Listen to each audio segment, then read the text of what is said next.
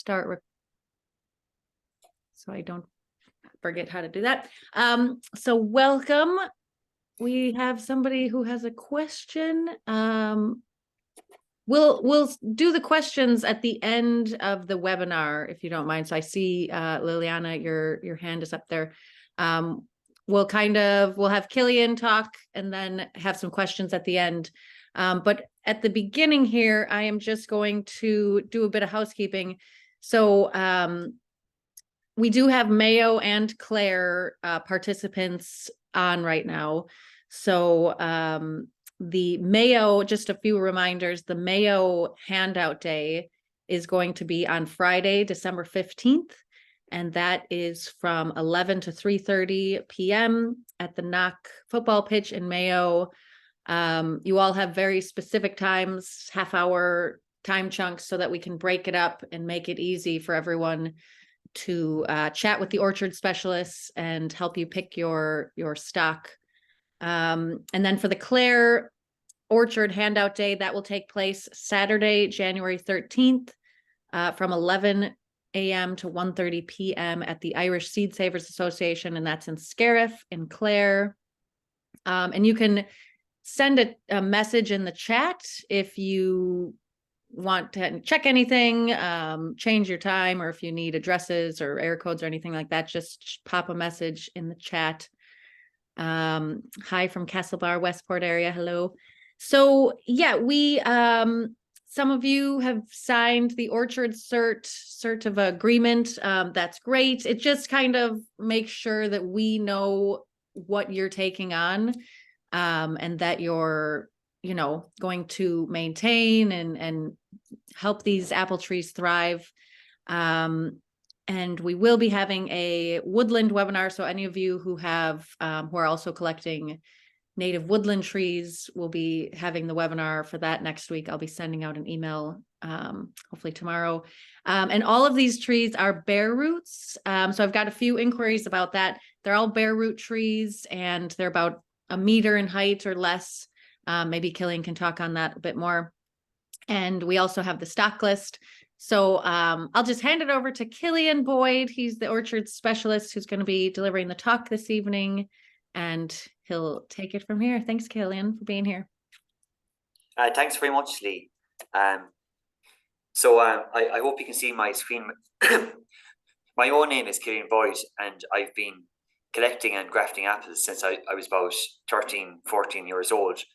And during that time, I've came across a lot of heritage varieties, as well as really unusual old English varieties and European varieties, a lot of historic varieties, and I've been grafting and documenting them.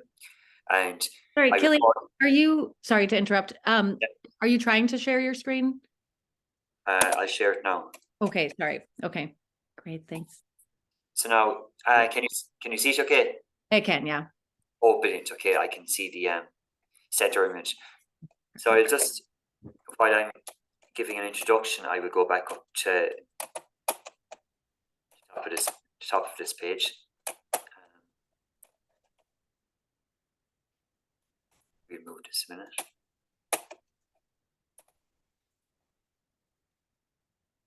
No. So everyone, thanks again. My own name is Killian Boyd, and I've been grafting and documenting, collecting varieties since I was about 14 years old. And I've been fortunate that I was inspired by Tommy and Nisha Hayes from a young age. So I've been, so Tommy Hayes inspired me to graft, as well as Cormac Griffith. I got a grafting knife when I was about 14, and I attended a workshop with Cormac Griffith. And then over the years, I got to know Pat O'Mara and Pat Malone as well. So I feel, say, everyone has a part to play in conservation. And it's nice to think that we grafted these trees a year ago in August, as well as we grafted some of them back in February, and now they're going to be planted, and each tree was hand grafted.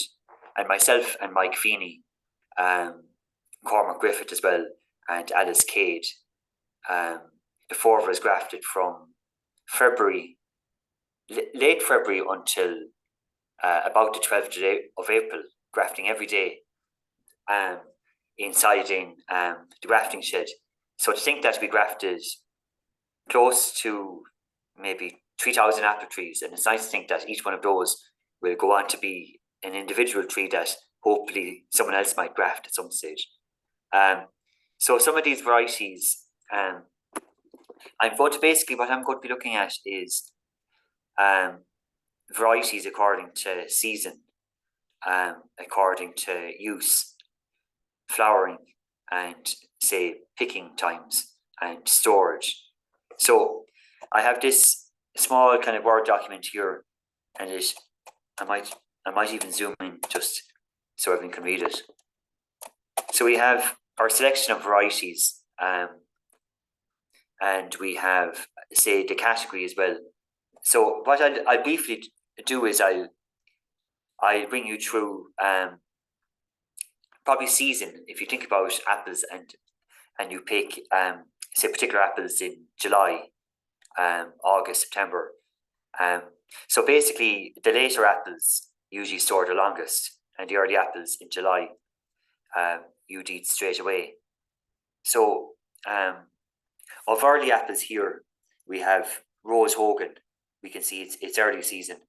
That's kind of a mid-August apple. It's a lovely apple. I think it's kind of it's similar to a small bit like Burst or Pearmain as an apple. Irish Peach, actually, this one, that's probably the earliest apple we have. Believe it or not, I had a windfall of Irish Peach, I think, about the 10th of July. Even before the 10th of July, I had a couple of samples of Irish Peach, because what I had to do in seed savers was I had to put CDs onto the tree to keep the blackbirds away, as well as crows, because any ripening, they'd come along and they'd peck them. But Irish Peach, also called Early Crofton, it's one of a selection of apples that came from a place called Longford House in Sligo in the early 1800s. So as part of the Crofton apples, you had Irish Crofton, Irish Peach, also called Early Crofton. You have Brown Crofton, Scarlet Crofton, and White Crofton. And those apples were exported to England in the early 1800s by a nurseryman in Kilkenny called John Robertson. So in terms of the history of Irish apples, that was one first collection of apples that was put together. So a nurseryman called John Robertson, he collected Kerry Pippin, Irish Peach, Rosnan Parai, and he exported these to England during the Victorian times. Sam Young as well. So Irish Peach, it ripens about mid. You can eat it mid-July. It's an amazing apple. You will just never believe the flavour. We have, so that actually comes in two rootstocks. It comes in M106, which would be a vigorous rootstock, and then M111, which would be the most vigorous rootstock we have. So in terms of varieties, actually, rootstocks, well, I think of it here now. So the smallest size rootstock we actually have here is M106, and at full size they grow to about 15 foot. Well, 12. I suppose according to catalogues it says 12 foot, but they would be about 14 foot. Then depending on the variety as well. But the larger rootstocks like 106, 111, and M25, they'd be very suitable for growing in, say, in fields, because traditionally a lot of orchards would have been grafted on crab rootstocks. And MM refers to Malling. It was a research station in Kent, and they developed rootstocks in the early 1900s, because before that everything was on seedling rootstock. So size refers to rootstock. Now I'm going to be going through this in a while, because we actually have this information on Seafarer's website, and it actually describes 106 semi-vigorous, grows about 15 foot. So we're offering 106, 111 and M25. But for now, I'd like to talk a bit about varieties and selecting varieties. And you can probably take a couple of notes, is quite handy as well, because you might have questions in a while. But generally, so I'd like to start off with describing a couple of, generally you would have early eating apples, early cooking apples, mid-season eating, mid-season cooking. You'd have late season eating and late season cooking. Also as well, you would have dual purpose, which would be you'd use an apple for cooking early on in the season, but then when you store it, it becomes an eating apple. So we have, I might actually, yeah, it'd be nice to see which, say for example, of early eating apples. Irish peach would be good. Rose Hogan is a nice early apple. Finola Lee is a mid-season.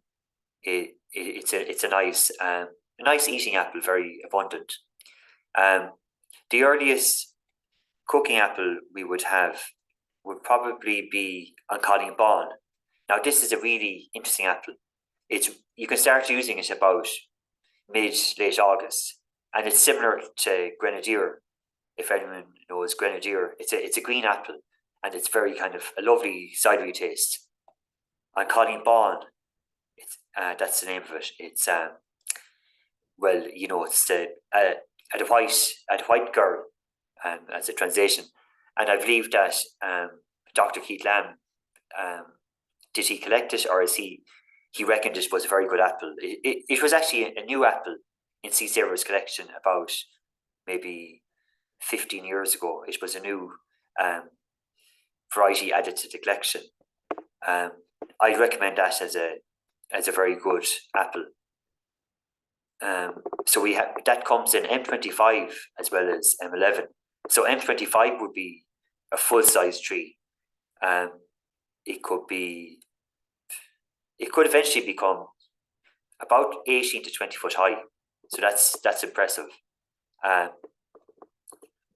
Bloody Butcher, this one here now, that's a mid-season apple, and it's actually a good dual purpose. So it makes a very good eating apple as well as a cooking apple. It stores very, very well, and it has kind of tough enough skin. It doesn't bruise easily, and it's quite juicy. It's a lovely, lovely red apple. Bloody Butcher. Councillor is a mid-season. So that would be about the end of August into September. Councillor is this very, very big greenish yellow apple. It's about the size of a mango. Actually, this is a mango from my fruit bowl, and actually that's about the size Councillor grows. It's a very good apple. That's a mid-season. A mid-season, it would be dual purpose because you need to add very little sugar, and it's a very, very good eating apple. It's a bit like a pear melon type of taste. Finola Lee is a nice mid-season eating apple. It's small enough, and it crops very abundantly and has very, very good disease resistance, and it's self-rooting. Lady's Finger of Offaly, I'd highly recommend this one. It's a type of a long shaped apple with red stripes. It's not too juicy. It's kind of a bit more soft, but the flavour is very good. So that comes in M11 and M25. So M25 will be the largest size. So we'd have M106, M25, then M11. Now, Rose Hogan I mentioned already. There's a lovely apple here. I have to describe this to you. This one called Langan's Pearmain. Here it is. So back in August, I met a man from Mayo called Father Kieran Burke, and he described that he got this apple from an elderly man in Mayo quite a number of years ago, and he said it was, well, it's a self-fruiting apple, and this particular man gave it to him and had said that he'd known it all his life. And it's in the self-fruiting orchard, and it has a lot of these small, sweet kind of green apples on it. And what happens is they all ripen, and then a lot of them start falling off. But they're very good you can nearly shake the tree and get a big kind of basket and shake all the apples in. But Langan's Pearmain, interesting, it doesn't get any scab, and I've seen very little disease in it. So a lot of these apples would have very little disease. And Langan's Pearmain is also a self-fruiting apple. So when I met Father Kieran Burke, I brought him up to the tree, and he was delighted because he hadn't visited in maybe 8-9 years. So I was delighted that he had a story to go with this tree. So that's a nice variety I'd recommend, Langan's Pearmain. It would be a mid-season apple, a very, very good eating apple. So mainly what I've looked at so far is rootstock and variety. Now I'll get on to flowering times in a while, but for the moment it's nice for you to have an idea of the varieties. We have a lovely one here now called McNeese Red, and this is named after Paddy McNeese, and he would have collected this, and it came down from Loughall, which is in Armagh. So it was basically the Bio Agri Sciences Institute up in Armagh, and Paddy McNeese established the Armagh Orchard Trust, and that was a charity. So Paddy McNeese collected a lot of varieties up north, and he actually rediscovered some varieties as well. And a lot of those varieties had different synonyms attached to them. So then with DNA testing, Seasaver's collection was, well, DNA profiled, as well as Loughall, and any that we didn't have from Loughall was brought down to Seasaver's and added to that collection. But McNeese Red it's quite an interesting apple, actually, because its taste is described as vinous. So that basically means it has kind of a wine type of taste. And in apples, apples can be categorized according to flavor. And one particular category of apples is wine flavored apples, as well as you would have berry flavors as well. So if you want something that's very, very unusual, I say McNeese Red, and I'm delighted to see it here because we only have 2 trees of it in Seasaver's. So it's I'm delighted to see it. It's a lovely kind of red striped apple. A fantastic, actually, early cooking apple is Piltown Early Red. I say it's good to make a note of this now, this particular variety, because it's a huge cooking apple with red stripes, and it's a self-rooting apple. It was found in Kilkenny, but there was also an orchard of it found in Kerry from a very, very old tree.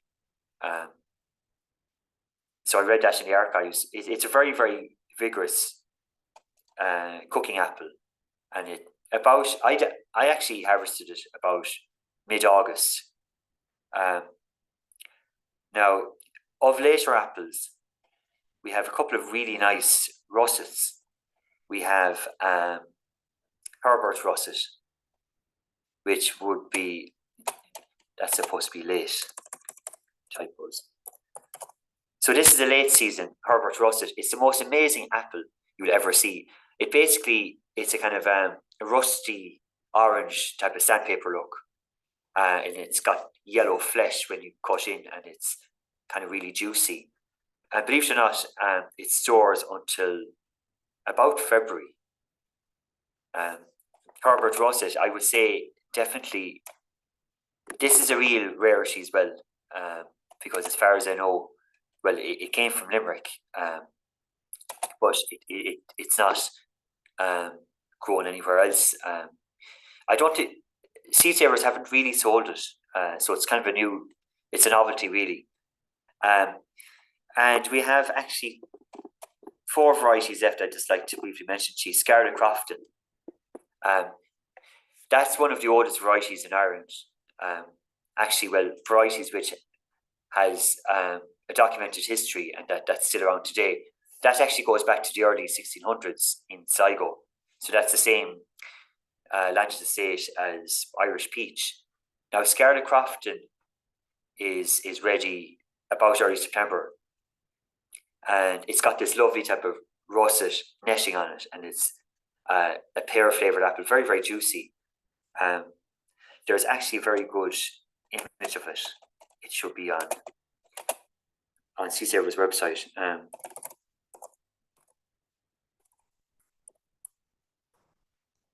If you see under newsletter article, so this is how it looks. Scarlet Crofton. It's got this lovely type of open image in new tab. So it's got this lovely type of russet netting. It looks a small bit like Beauty Bat, which is, it's more a subdued Beauty Bat, but it looks as good as it tastes. And I actually, what's very funny, I always like to share stories. So a number of years ago, I wanted to get a tree of Scarlet Crofton, and now the growth on Scarlet Crofton is very, very small. Its nature is even after pruning, it doesn't have much growth. And this is the thing about grafting varieties and being able to give them to people, is every tree has its own type of growth form, and so it's always been kind of a limited edition in Seed Savers, but I wasn't able to get it a couple of years ago, but then eventually I got it and I was delighted, so I can graft for my own one now. So I've got one more variety I'd like to mention to you. Well, 2 actually. Valentine. If you want a cider apple, there's two very good cider apples. One is Valentine. That's it's actually very tannin apple, and you'd only use this in cider making now, unless you like a tannin tasting apple. Then probably the star of the show in terms of apples would be Ballyvaughan Seedling, and that's actually one of the most popular apples at Seed Savers, because it was one of the first that they collected as part of when they established the collection originally, Tommy Hayes and Tommy and Anita. But the interesting thing about Ballyvaughan Seedling is it grows from the area around Ballyvaughan over as far as Fnor and as far south as Ennistimon, because I've seen maybe 10 or 12 original trees of it. It's a self-rooting apple, and it's absolutely amazing tree. So if there's anyone who's up around Ballyvaughan, it grows in a couple of places. It grows in the old workhouse orchard, which is near the centre of the village. It grows out by Glenina. It grows in Fnor and a few places around Ennistimon. And there's still very, very old trees of it alive today. One particular Ballyvaughan seedling tree I know, the branch split and it fell into the ground and it started growing up again. But all around this little garden, there's sycamore trees. So sycamore crowds out all the light getting to the apples. I came across that tree maybe 15 years ago, maybe, and I have been visiting over the years, and I'd get cuttings from it. But Ballyvaughan seedling it ripens very, very late. As a cooking apple, you can start using it late September, about mid-late September. But you have to leave it in the tree if you want to have it as an eating apple. If you eat it initially when it's green, it's kind of sour enough, but okay apple. But it goes a deep yellow, and keep an eye on it on the tree. And about late October, about the 20th of October maybe, it goes a deep yellow, and then taste it then, and it's a fantastic apple. It bruises easily, so if you're picking it off the tree, you want to kind of pick it by hand rather than kind of knock it or anything, because it bruises. But I'd highly recommend Ballyvaughan seedling. So if I was to choose, say, 3 cookers, I would choose Piltown Early Red, maybe Councillor, and I would choose Ballyvaughan seedling because that's a late cooking apple. Now, Connie Bon is a great cooking apple as well if you want a more cidery taste. It's a bit like Grenadier. Now, the one last apple, and it's a real novelty. I collected this variety of apple in Lochgur, a lovely russet apple, probably the sweetest apple I've ever tasted. And 2 years ago, I grafted it. And this is photographs of the original tree. This one on the bottom. This is part of an old orchard, and I have a couple of photographs I might show you later on. It's a lovely, lovely kind of sweet apple. I mean, cut it open, it's a deep yellow, and the juice, it's like a pineapple. That's where it got its name originally. It's a variety called pineapple russet, and it's from the early 1800s in England, but it's extremely rare, and it's because it was a very old tree, and if it's anywhere else in Ireland, I don't know, but it's a absolute novelty in terms of flavour.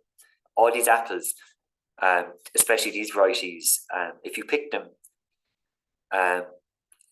say at the right time, they taste just amazing. And what you generally have to do to get to know an apple is you see it ripening on the tree. You might pick 1 or 2, and you taste them. Okay, it's okay. Then you wait a few more days, and then you keep tasting it till say it's at its peak. But you can also, say if crows are starting to pick them, you can say with early apples, just use them straight off the tree. Mid-season, you could pick them, store them for a couple of days. And the late season ones, you would have to you pick them and you would store them, and they often improve after storage.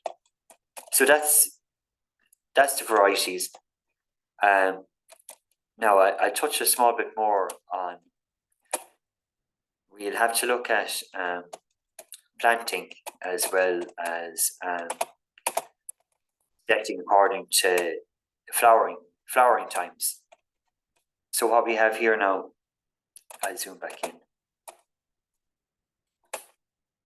Yeah, so basically this section, flowering.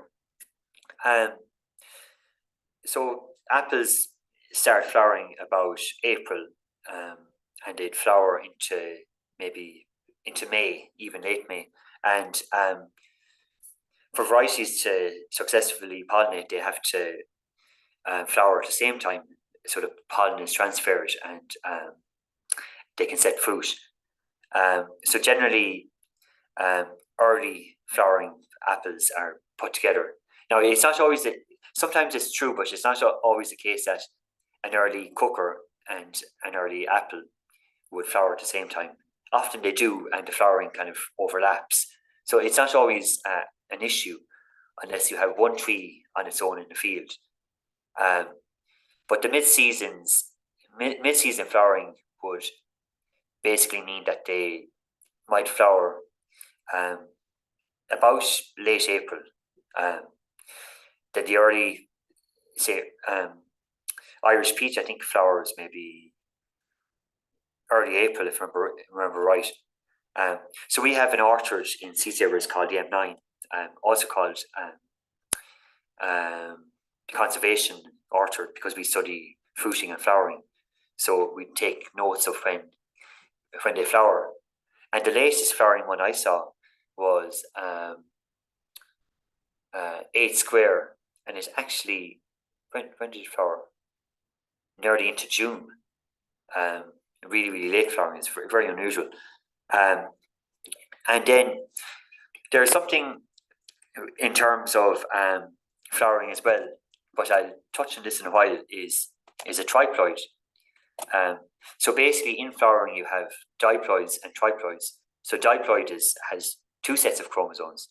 Triploid is 3 sets, and triploids are self-sterile, which means they basically can't set fruit unless they're pollinated by a different variety that isn't a triploid. But it's usually good to have two other apple trees flowering at the same time to pollinate it. But often lots of people say that one other flowering apple tree is okay. Then crab apples can be fine as well. So it's usually not an issue. The latest flowering, and actually the latest flowering tree that I know of is Ballyvaughan seedling, because I know that the leaves, say on my own Ballyvaughan seedling tree, which I grew from cuttings, the leaves don't open till late May, and it doesn't flower till early mid-May. And but then it's a very good variety. So I think I've mentioned more or less all the varieties, and I've mentioned now there's a few things I want to show you on the website, so this might clarify a lot of the questions. I'll briefly go through a few things on the website, frequently asked questions. So we have, so far, just to recap, I looked at varieties and a bit of their background. I looked at rootstock. I looked at category, that's either culinary or eating, cider apple, dual purpose. I looked at flowering, and then picking, early, mid, and late. So I will go down here now. I think that's the main things, and hopefully I explained it well enough. All these resources will be available as well. Now, so we have a few things on the website, just to, I might take you through. I'll come back to this in a minute. This is in terms of planting and minding the trees, staking, feeding the trees, digging. I'll come back to that in a minute. But I want to just clarify about the rootstock. So we have M106, that's about 15 foot high. Then we have M11, which is, well, it should be between, be about that height. It would be, it grows about 5 meters, and you plant about 6 meters apart. Now, M25 would grow up to 20 feet.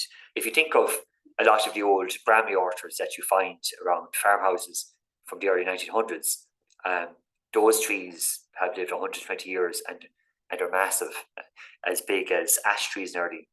So that's how big N25 will grow eventually. So they need to be kind of pruned and trained.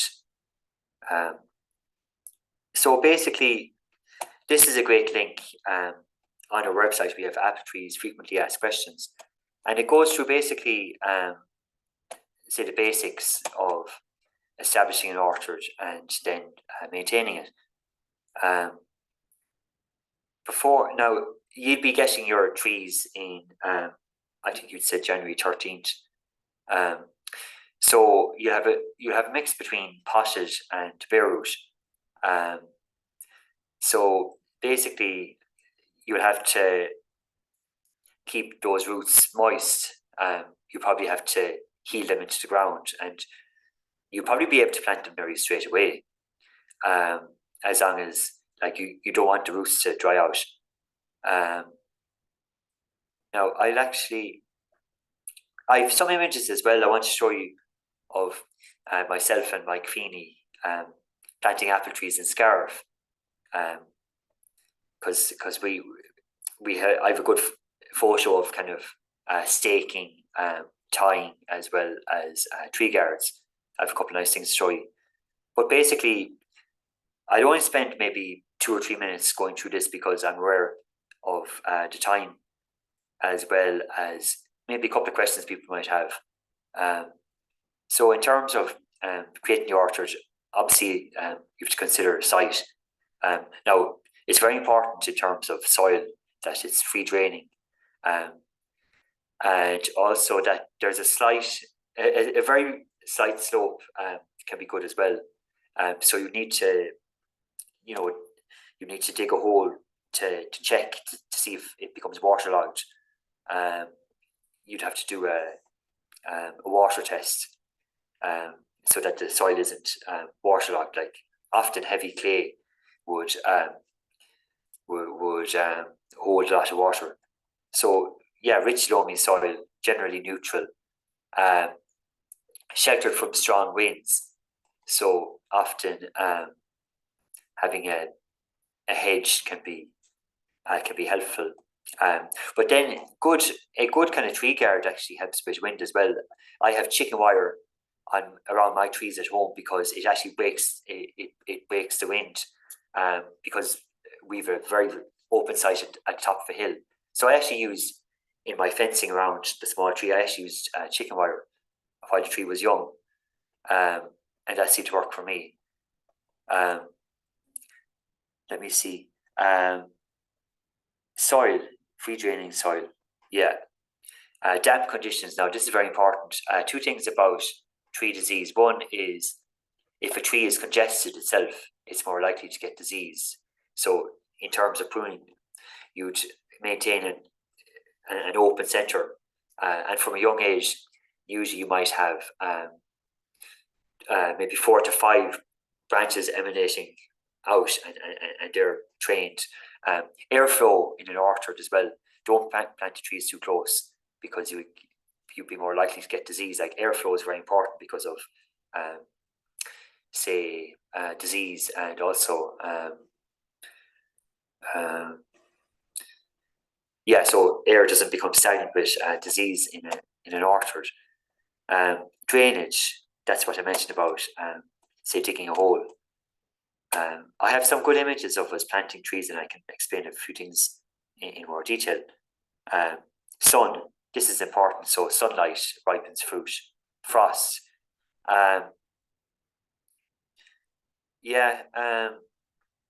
Say in frost pockets, you probably get damaged blossom, but also Ballyvaughan seeding is a very late flowering apple, and it generally escapes a lot of frost. The leaves on Ballyvaughan seeding might get damaged by frost, but it's the latest flowering apple I know, so it hasn't suffered from frost really. Wind and air ventilation, I mentioned about that. Pollination, we mentioned this. So bees pollinate apples. Most apples are diploid, so they require one other variety for pollination. They have 2 sets of chromosomes. The triploid would require 3 varieties, or say itself and 2 other varieties. So they're classified into early, mid, and late season flowering. So you group them according to when they flower, and that's called a pollinating partner. Crab apples nearby would be sufficient as well. It's generally not a problem unless there's no apple trees around at all. But if you have 4 to 5 apple trees, you're guaranteed that they will pollinate. Choice of variety, I mentioned that. A fruiting habit. You generally have spur-bearing apples and you have tip-bearing. Of the varieties we have there, the main one to remember is Irish peach is a tip-bearing. So you wouldn't prune the tips of it, but you could prune the side branches. Just the only way you'd prune Irish peach is in training how you want it to grow. You wouldn't prune it back to encourage new growth, because it fruits at the end of its branches. And tip-bearing apples usually have very, very long branches. They've kind of skinny branches that nearly like a weeping willow, nearly. So that's spur-bearing and tip-bearing.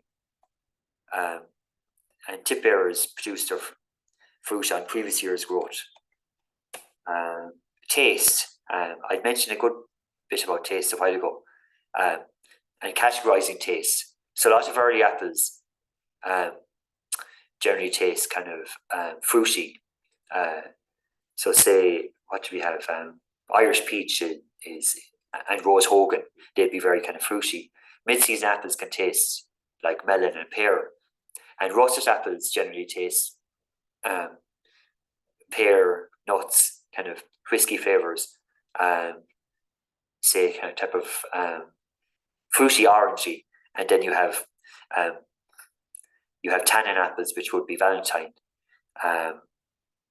So really complex flavors, and that's it'd be nice kind of surprise for you to have your own blush of apples. Now let me see. Yeah, a couple of things about planting the trees then, and I would mention. So I have a few things here. I hope you can see all these now. So myself and I will view this properly. Myself and Mike Feeney, we worked in seed savers. Mike specializes in grafting and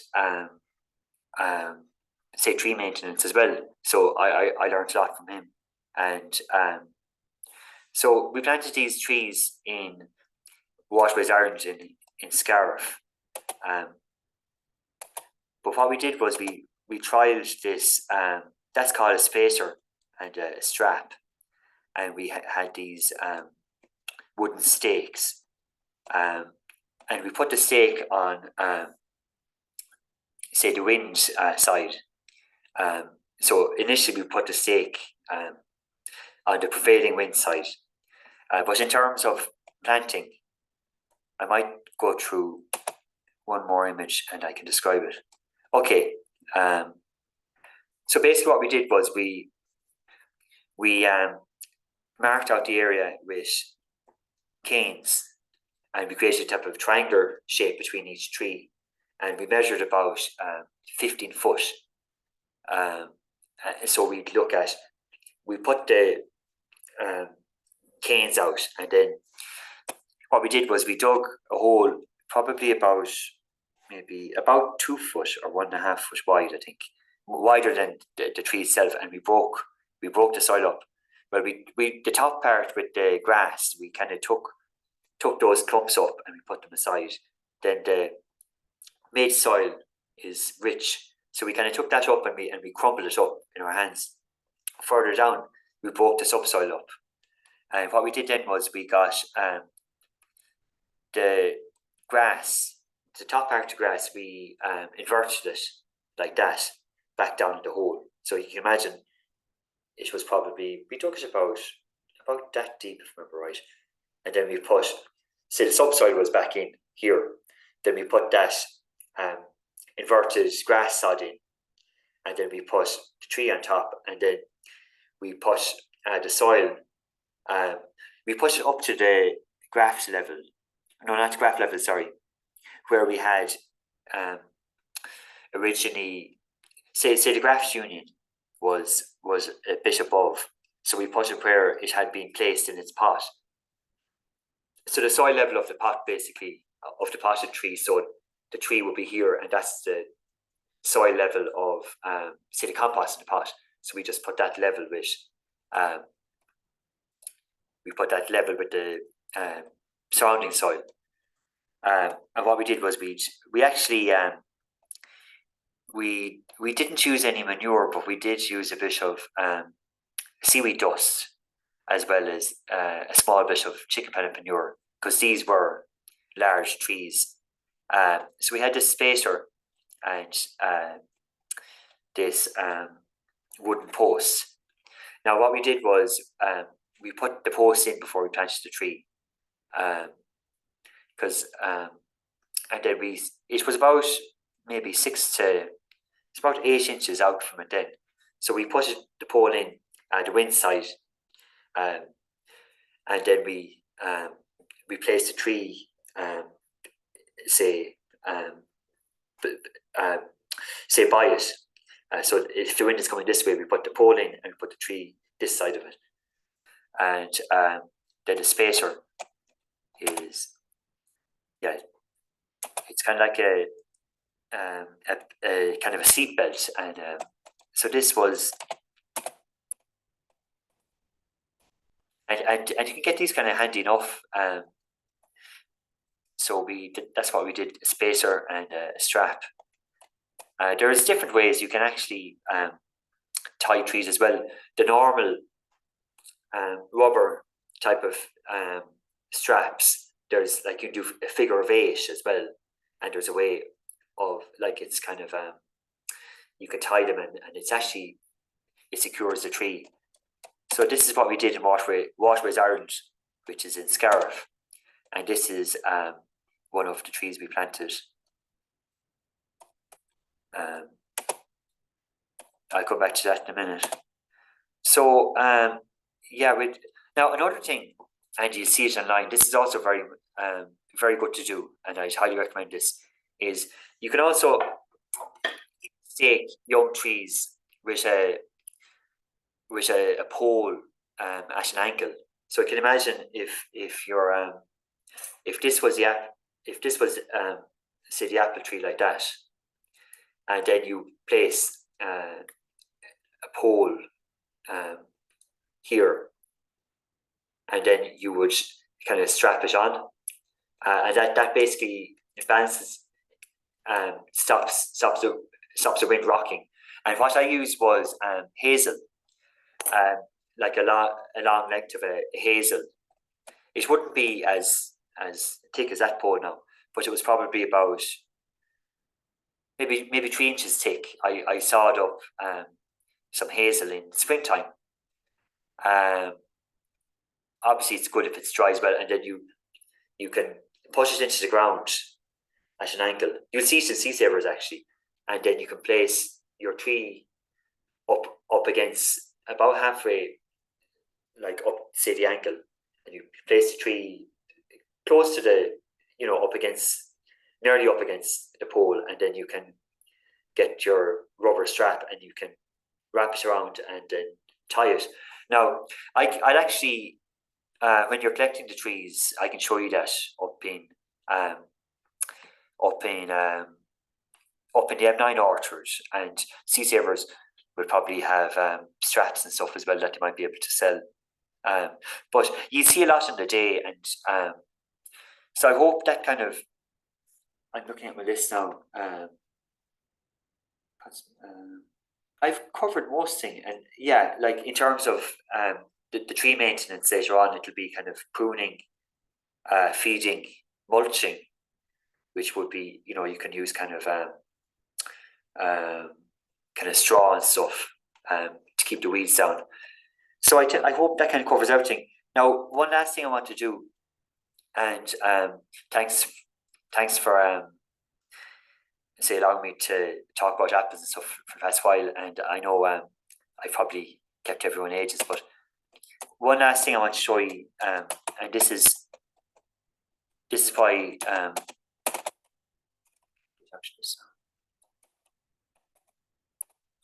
this is why I'm passionate about grafting and saving apples.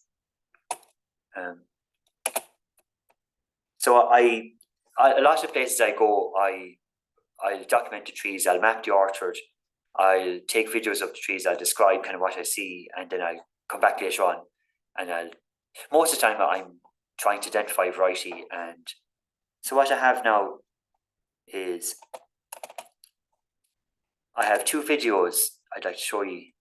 I have one of Irish Pitcher. This one is near 6 Mile Bridge, and it's a tree I visit every year. And last year, I got some cuttings off it and I gave it to a good few people in Hare's Corner. But look at this tree now.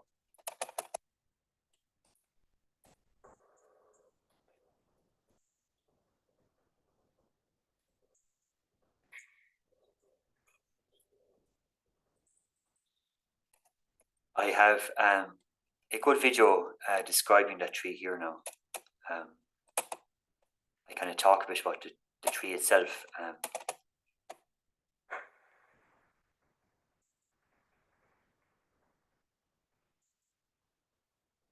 So you can see this is an ancient tree, and you can see all these burnouts self-rooting. A lot of that has roots along the branches.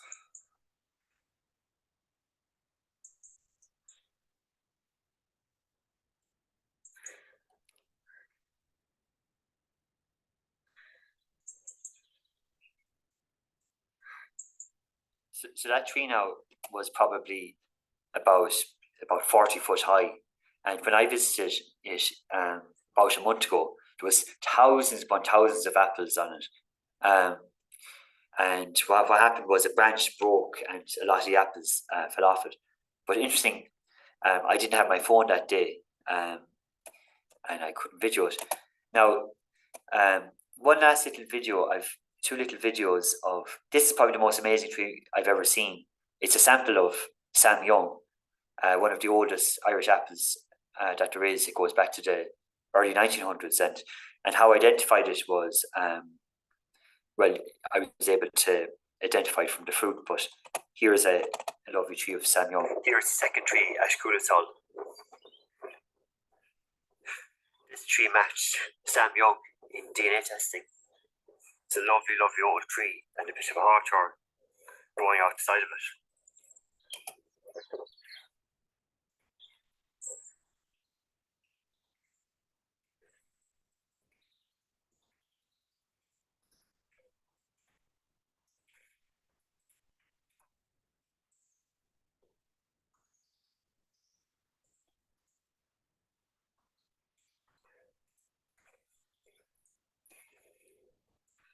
That's a nice graft wood.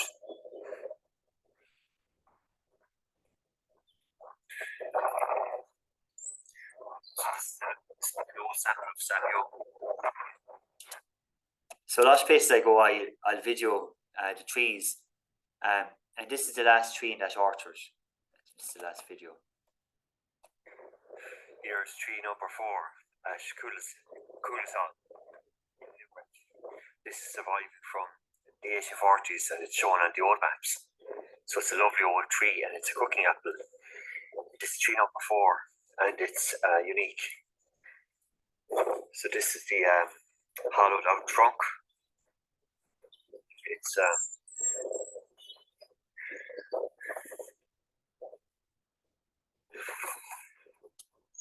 so that's a sample that I grafted recently, and I'm just waiting for it to grow. A lovely big cooking apple. So what else do I have to show? Just a couple of images of, this is why it's important to graft trees. This is a tree in Limerick, in the same orchard as Lochgur Russet. Lochgur is behind, but this tree fell in a storm.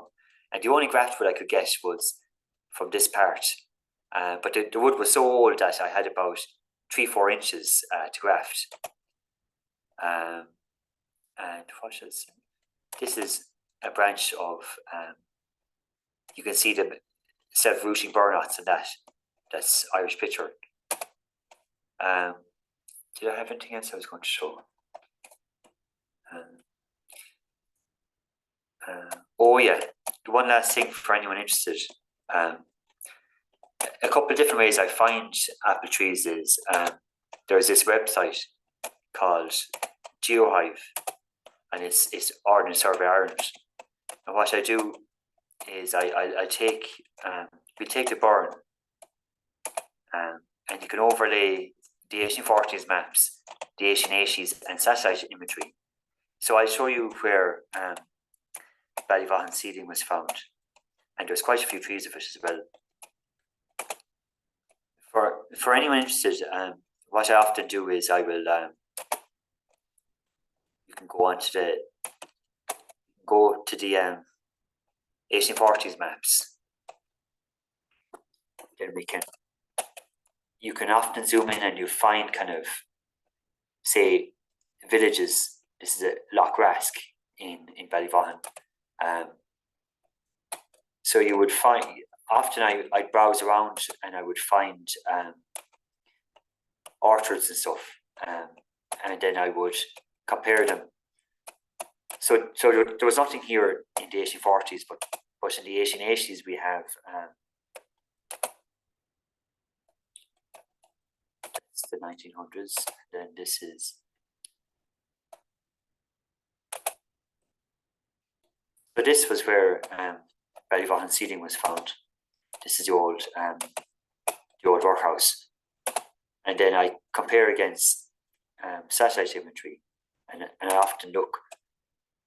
I can kind of check out places and I say, okay, there's trees surviving here. I might check it out. But I often, what I do is I'll take a region. Now, probably what I'm very interested in at the moment is I kept finding in walled gardens, I kept finding the same varieties the whole time. So my new strategy for myself is I look at old settlements, say famine era villages. You have a lot up along the Fnor Valley and Hare, all these famine villages. If there is any trees surviving in these areas, the nice thing is probably a lot of people would know of old apple trees, and I'm hoping to kind of initiate some sort of project to map regions and identify varieties and graft them. That's kind of what I plan to do myself now in terms of my next project. But I can show you one last, and this would be it now. So one region in Clare, which used to have a lot of old orchards, was 6 Mile Bridge. And so I've been surveying and mapping a lot of these orchards. Zoom out.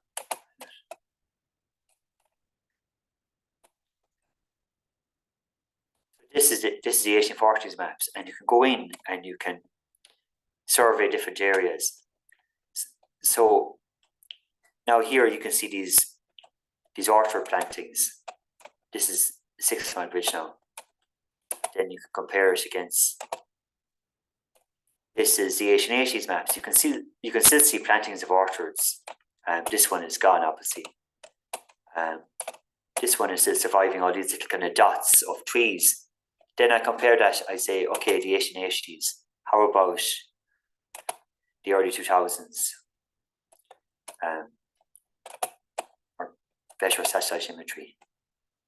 Yeah, so you can go in and you can see. And I actually found a very old tree in this field with that orchard. And often when I kind of think that there's trees places, I make a note and I go and visit. I'll meet landowners and I'll inquire about old trees in the area. And often I'll find something else that I come across by chance. And this is how I found Irish Pitcher. So Irish Pitcher actually, I visited this orchard for something else now, an old kind of cider apple. I was looking up, I was surveying the old orchards, and then along this road leading back up to 6 Mile Bridge, I was walking and I came across this big kind of apple tree which had all these kind of branches on it and stuff, back up to our 6 Mile Bridge. And then, one thing leads to the next, and that's how you, everything is like what would you say? It's kind of like a jigsaw. There's different elements of a jigsaw. And that's the thing about heritage apples is often the story is lost, but the tree survives. And it often say if the name is missing from a tree, or it's the only sample of its kind, you might find a second sample of it later on, or you might find a name attached to it. But surprising, there are still so many. Well, seafarers have more or less most of, well, they have all the well-documented varieties in their collection, but there's a lot more unique trees and one-off novelty trees. So it's kind of a project that a lot of people, and it's good for anyone interested in becoming involved in finding trees and grafting them themselves and growing them. So I think generally a lot of people have a good respect for conservation, and the difference between, I suppose, conservation and commercial propagation. Most places get their trees in from Holland, most nurseries, and very few places graft trees. But to think that every grafted tree, even 4 or 5 of them growing in someone's garden that we grafted this year now, it's good to think that you'd get a cutting from an old tree, you'd get a number of new trees from it, and then they could go out to be planted. And so I think we grafted, I don't have the exact figures, but around 3,000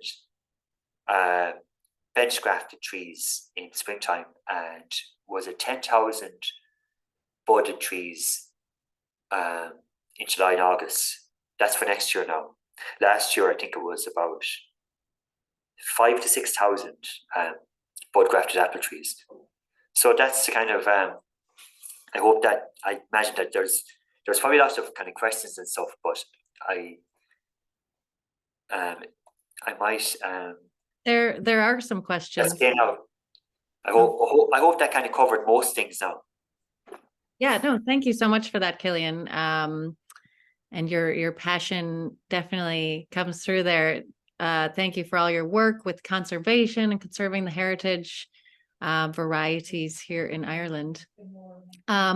Just to talk a little bit, we have a couple questions in the chat and a couple in the question and answer section. Yeah. And you talked a bit about the spur and tip, and I've read that the heritage varieties will most likely be tip bearers. Well, So- I'll take a look at what we have here now, because you'd even know from looking at the trees as well. So on Colleen Bawn would be spur bearing. Ballyvaughan seeding is actually spur bearing, but it's a kind of average enough cropper. Bloody Butcher is spur bearing. Of the tip bearing ones, it's really Irish Peach. Ladies Finger Awfully is slightly tip bearing, but it's not really. Do the tags that come on the apple trees, would it say whether it's a tip or spur bearing, so people would know how to prune their trees? No, it doesn't, but it actually, I think it says it on our website. There's information on the apples. It is, I can send all this to you anyways. It's the fruiting and flowering. Yeah, There is the apple catalogue as well, and yeah, I can certainly send that out. So, because that would be now you're all getting bare root trees, so it'll be less than 1 meter in height, but within the next about 3 foot. 2-3 years, they'll have to start considering the pruning. Yeah. For these. So we'll definitely send out some resources. Somebody had a question about, is Langan pearmain a dessert or dual or cooking apple? No, it's an eating apple. An eating apple, okay. Yeah, and it's about the size of a clementine. Like, it's a lovely size apple. Fruiting times, pollination, and information. This usually has spur bearing or a tip bearing on it too. Great. Yeah, we'll Oh yeah, tip, spur. Yeah, so you can see most of them are actually spur bearing, and then we see Irish Peach. So this is yeah, we can actually send out this stuff as well. I'll make a note of it. Yeah, and then we'll try and because the pruning shouldn't have to take place for another few years, but we'll definitely. That's right. Yeah. There's another question. Is there an issue with using lime on acidic soil around apple trees? I would be. I know that actually. I met someone actually. Well, I'd be cautious about it because like, if the soil is loamy, it probably would be close to neutral. I honestly don't know much about that now. You maybe need to ask someone else, but like, I know that lime is in very limited quantities is used by trees, and it's also supposedly kind of helps in disease resistance as well. I know that actually I met someone at a workshop in Headford, and she had said that her family used to put bones underneath an apple tree when they were planting it. I think that her parents went to butchers, and they used to put bones in the ground, because you have bone meal, which would have calcium. But with lime, I honestly don't know. I know that people used to paint lime onto apple trees to keep moss off it. But someone in Sea Savers might know, or anyone listening might know. But that's a good question. Yeah, I wouldn't know enough. I'd be kind of cautious about those things in case too much lime, I know, can actually stunt root growth. But anyways, I wouldn't know much about that now. Sorry. How long do trees have to be staked for? Oh, often the tree is with the 106, 111, they actually only need to be staked until they kind of get strong enough. They don't need to be staked throughout their life. It's only until they get established. Then you can, you can take the pole out. Often what happens is by the time the trees got big enough, the pole would have kind of rotten, maybe 5-6 years, and they can cut it at its base. Then it'll just kind of rot back into the ground. But then it's a good point, like what I had said. Say there's good stuff online as well, having the pole at an angle like that, because what basically happens is when the tree is big enough to support itself, you can just take the pole away like that, or you can often it's cut at the base. Cormac Griffith actually really advocated. Well, a lot of trees he planted in sea savers, he used kind of a pole at an angle, and he'd use kind of hazel, like cut hazel and different wood and stuff. But yeah, often it's retied about 3-4 times with the strap, a couple of times while it's growing. Usually with larger trees, it will be the bottom of the stem midway down to support it. But as it grows bigger, you can kind of bring it a bit more up the stem.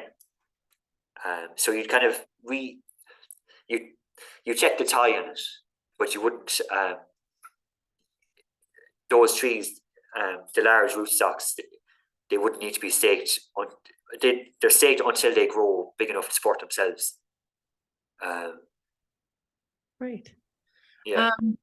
Could you give background on Woodview apple on the list of available apples? Oh yeah, I'm sorry I never mentioned that, and I will just. Now this is actually I'll type it in. Now, the interesting thing is Jeremy Turkington, who was the orchard manager in Sea Savers, and like myself, he's a fanatic about saving apples, and he encouraged me to kind of, any old tree, he says you have to get it. Whatever happens, that tree has to be saved. So he would he'd always he inspires a lot of people to take up conservation. So this sample Woodview is a unique apple, and he collected it in Derry. Now I only found this out a couple of weeks ago, and it blew down in a storm. So as far as I know, we have a few trees of it, and anyone who gets this variety, you promise that you'd actually keep the story with it as well as minding the tree. So it's a real novelty. This is actually giving one tree of its type to someone to actually take care of. So I think, Woodview, it's a large cooking apple.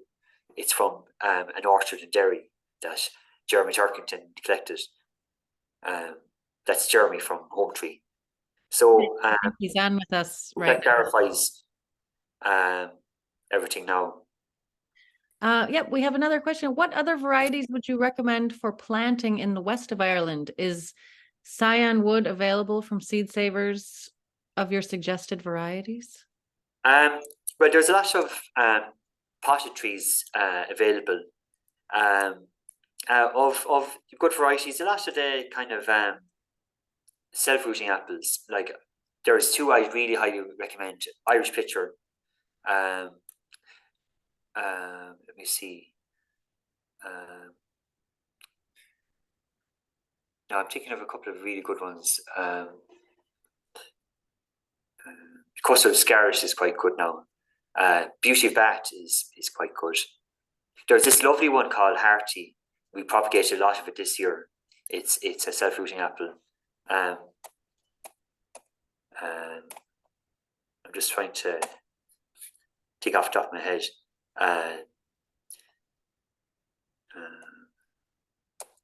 Yeah, yeah, there is a lot of basically, say the more vigorous ones would be very good.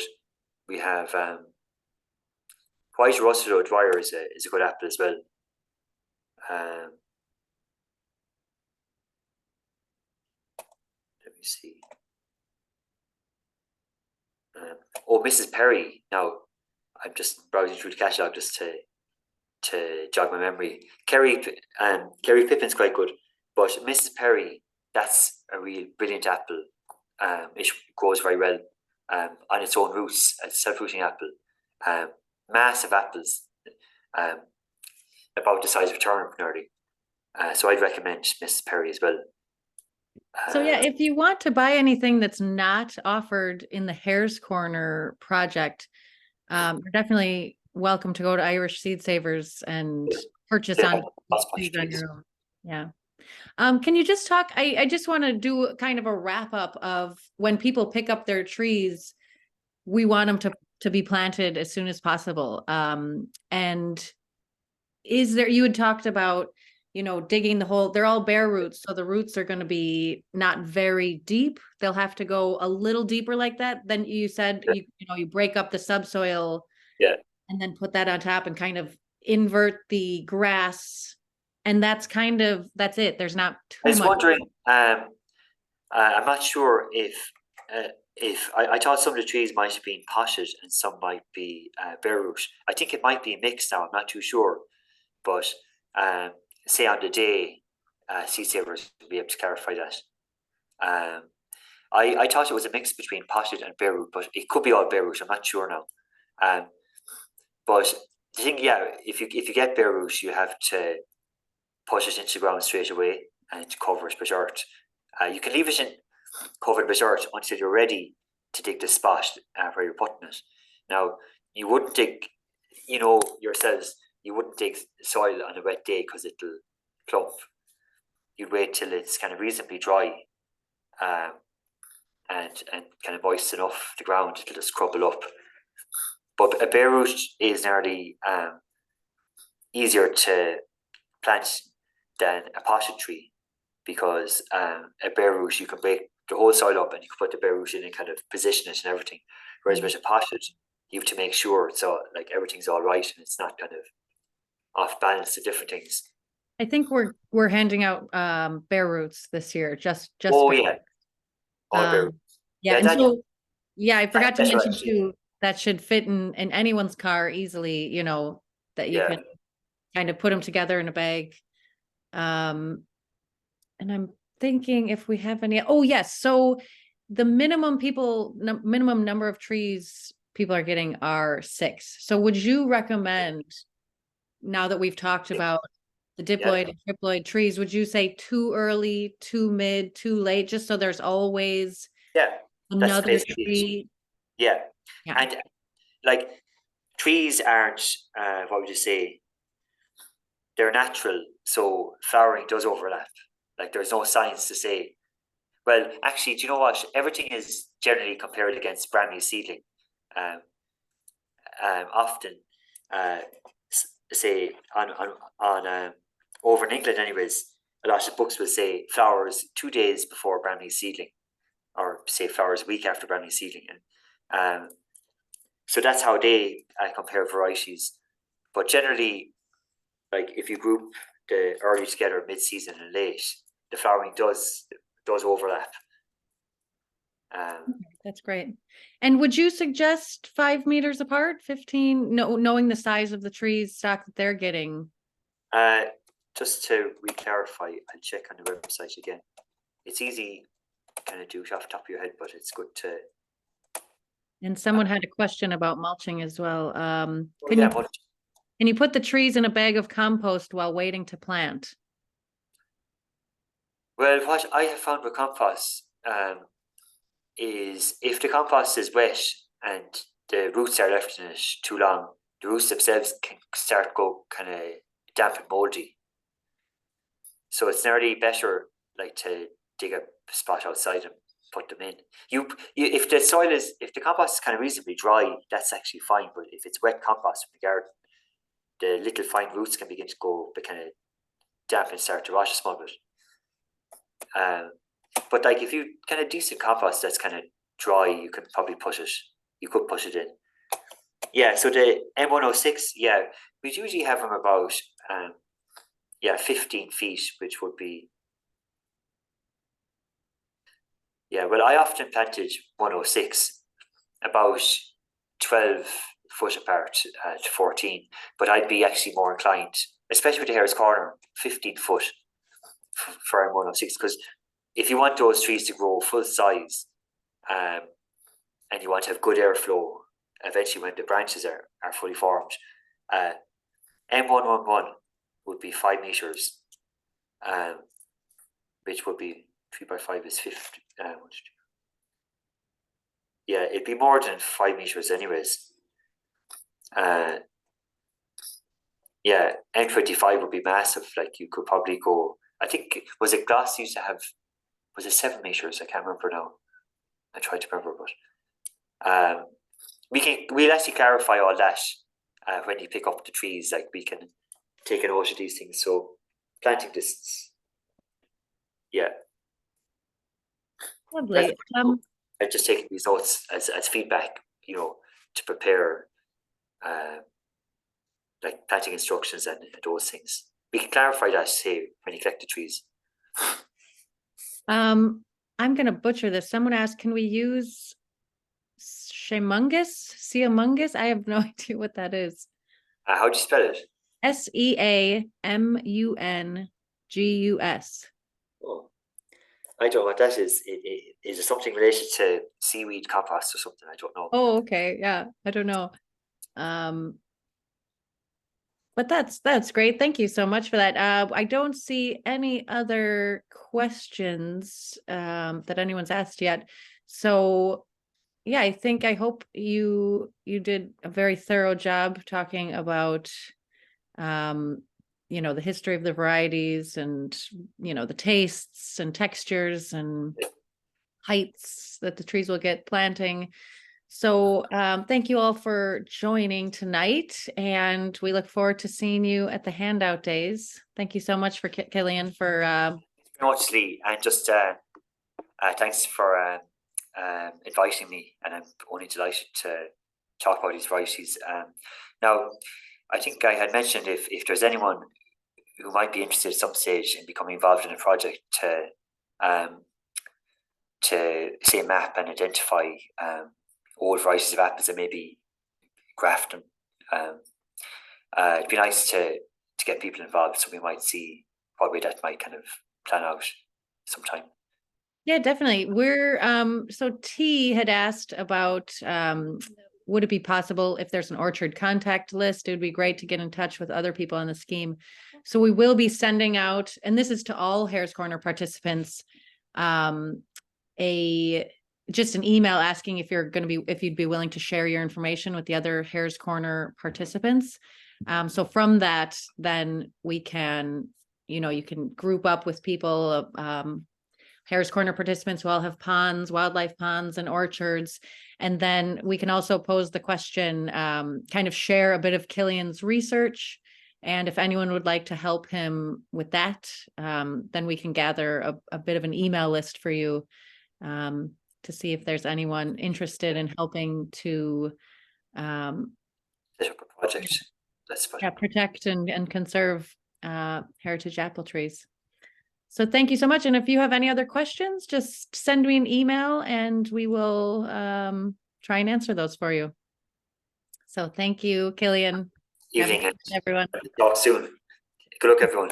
I'll meet you some stage. Bye now. Great. I know.